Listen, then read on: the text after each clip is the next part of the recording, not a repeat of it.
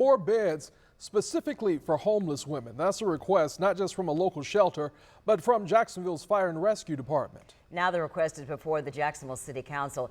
Our Channing Curtis looks at the demand for those shelter beds and then what happens when there simply just isn't enough room for everyone.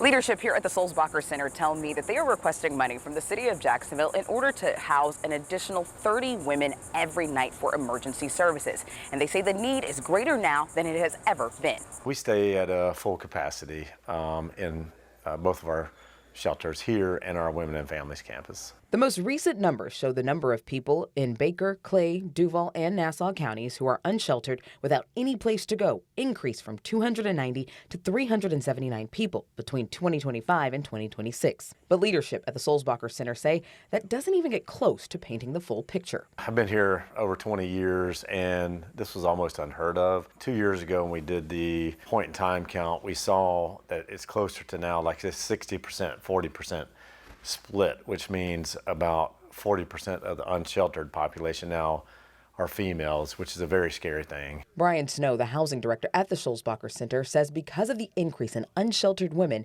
Jacksonville Fire and Rescue is making a plea for the center to create space for emergency shelter beds specifically for women. They're pleading for more female beds.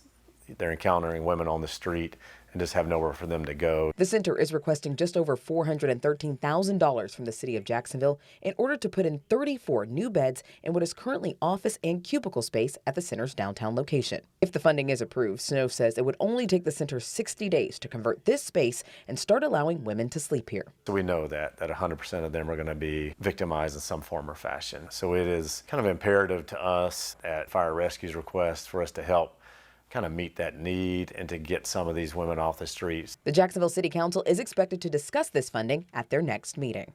Reporting in Jacksonville, Channing Curtis, First Coast News on your side.